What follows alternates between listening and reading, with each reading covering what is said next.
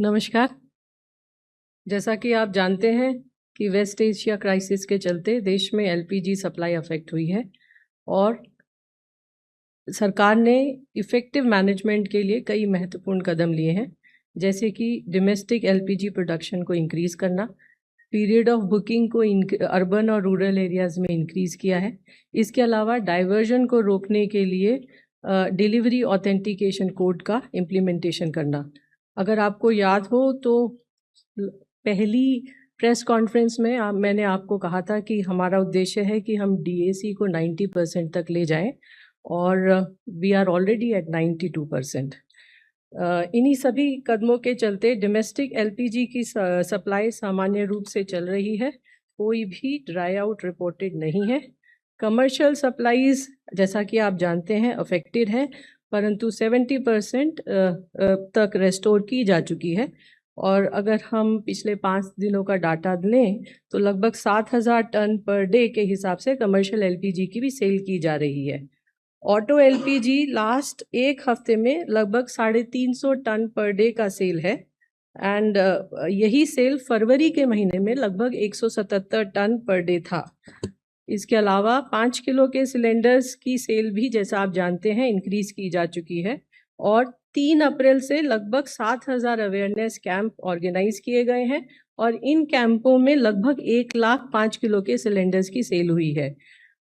कल भी इतवार के दिन भी लगभग 3,360 5 किलो के सिलेंडर सेल हुए हैं लगभग 220 कैंपों के अंदर और 23 मार्च से लेकर अब तक लगभग 18,45,000 5 किलो के सिलेंडर्स की सेल हुई है। नेचुरल गैस के संबंध में जैसा कि आप जानते हैं डोमेस्टिक और सीएनजी ट्रांसपोर्ट को प्रायोरिटाइज कर 100% सप्लाई इंश्योर की जा रही है। ऐसे स्टेट्स जो पीएनजी नेटवर्क के एक्सपेंशन में सपोर्ट कर रहे हैं उनको 10% एडिशनल कमर्शियल एलपीजी का एलोकेशन हो रहा है। आज के दिन में लगभग 22 ऐसे स्टेट्स और यूनियन टेरिटरीज हैं जिनको एडिशनल एलपीजी दी जा रही है। मार्च के महीने से लगभग अब तक लगभग 4,93,000 नए पीएनजी कनेक्शन गैसीफाई किए गए हैं और 5,51,000 नए कंज्यूमर भी रजिस्टर हुए हैं। इसके अलावा जैसा कि आप जानते हैं सरकार ने ऐसे सभी कंज्यूमर से अपील किया है जिनके पास पीएनजी और एलपीजी दोनों हैं कि वो अपना एलपीजी कनेक्शन सरेंडर करें और इसी क्रम में कल तक लगभग मोर देन 39,000 पीएनजी कंज्यूमर्स ऐसे हैं जिन्होंने अपना एलपीजी कनेक्शन सरेंडर किया है। फ्यूल रिटेल पंप्स पर पेट्रोल और डीजल की सप्लाई सामान्य है, कोई ड्राई आउट रिपोर्टेड नहीं है। हमारी रिफाइनरीज ऑप्टिमम कैपेसिटी पर ऑपरेट हो रही हैं और जैसा कि आप जानते हैं कुछ C3 C4 मॉलिक्यूल पेट्रोकेमिकल और फार्मा कंपनीज को भी एलोकेट किए गए हैं। Since 9th April more than 4,050 tons of propylene has been sold।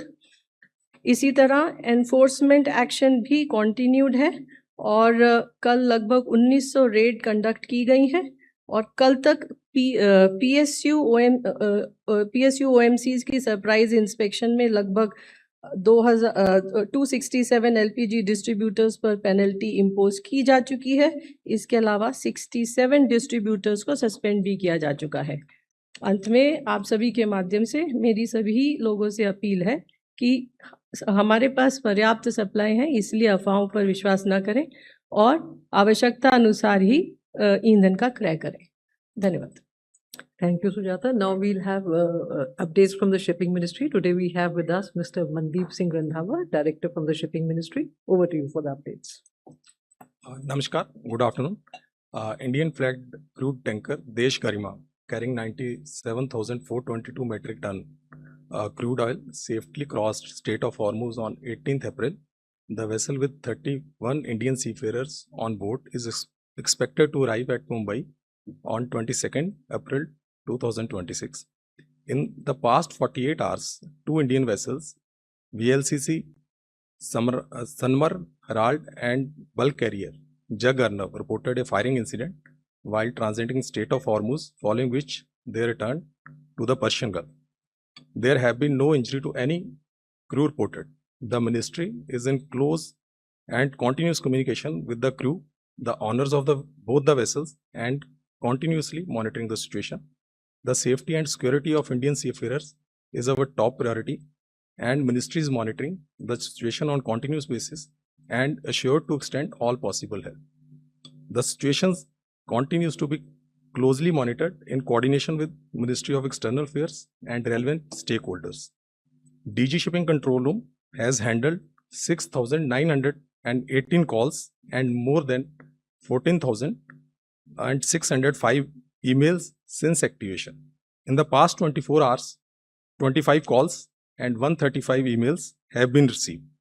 The ministry, through Director General of Shipping, has facilitated the safe repatriation of more than 2,563 Indian seafarers so far, including 25 seafarers in last 24 hours from various locations across Gulf region.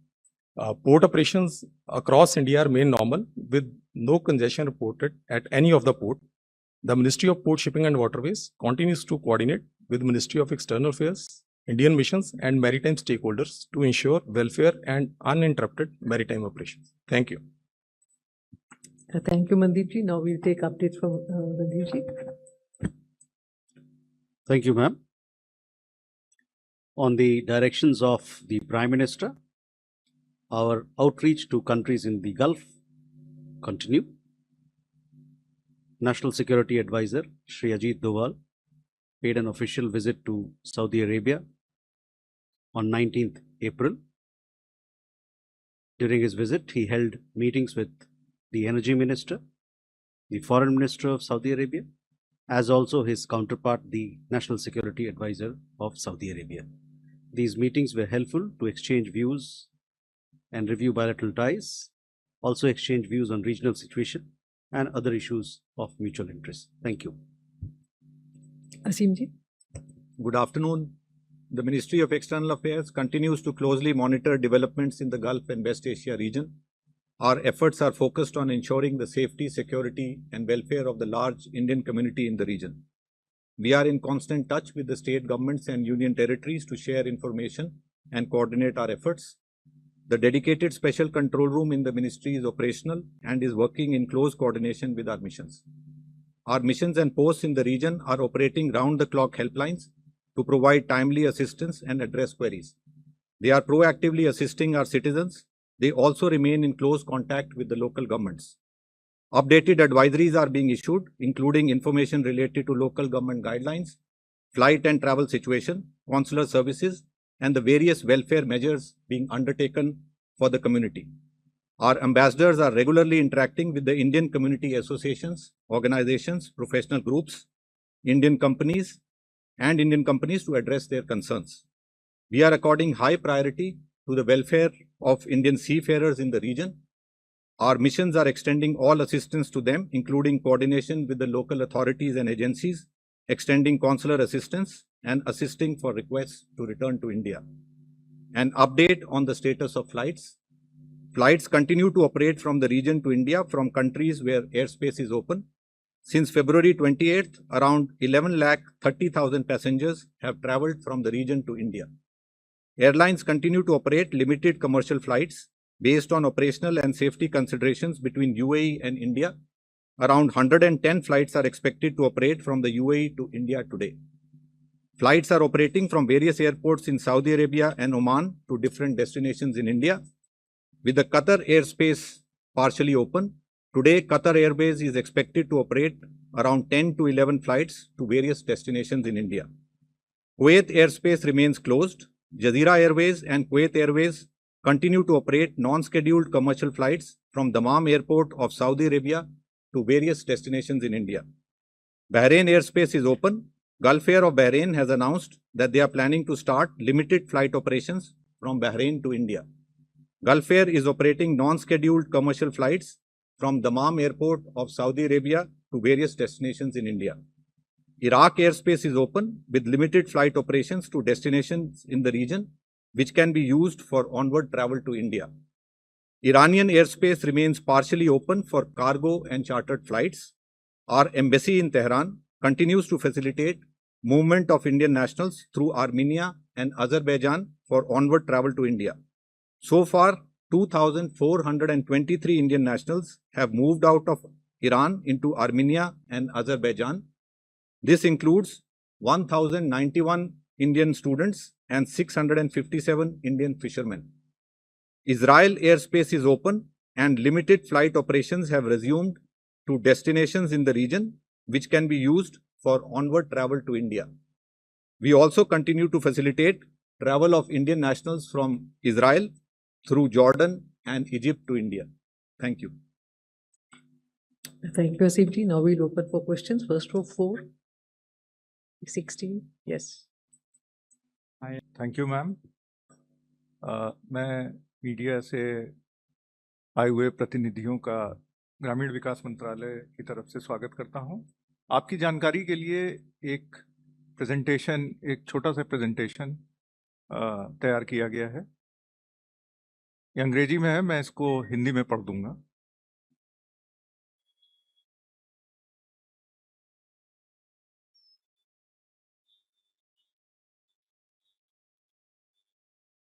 Next, can somebody do next? जी, next. तो सबसे पहले मैं आपको जानकारी देना चाहता हूं कि आप जानते भी होंगे कि ग्रामीण विकास मंत्रालय रूरल एम्प्लॉयमेंट के लिए मनरेगा और उसके बाद बीबी जीराम जी के संदर्भ में कार्य कर रहा है। तो मनरेगा स्कीम में जो भी डिमांड हमारे समक्ष आ रही है उसके लिए पूरा प्रावधान किया जा रहा है। बीबी जीराम जी के आने तक स्मूथली ट्रांजिशन हो जाए, इसके लिए जो जो कार्रवाई करनी पड़ रही है उसका समय पे हम लोग ध्यान रख रहे हैं। अभी पूर्व में 2 दिन पहले ही माननीय ग्रामीण विकास मंत्री जी ने देश में जितने भी ग्रामीण विकास माननीय मंत्री जी हैं उनके साथ प्रेस कॉन्फ्रेंस भी की थी और उनसे अनुरोध भी किया था कि कोई भी कार्य सृजन में कोई बाधा ना आए, there should not be any disruption in work creation, और जितना भी पेमेंट है वो समय पे हो जाए। जैसा कि मैं यहाँ आपको दिखा रहा हूँ कि जितने भी स्टैट्यूटरी इंटाइटलमेंट है मनरेगा के अंतर्गत, इनको प्रोटेक्ट किया जा रहा है। जो हमारे पेमेंट्स हैं, वेज रेट्स हैं, उन पे सुचारू रूप से कार्य चल रहा है।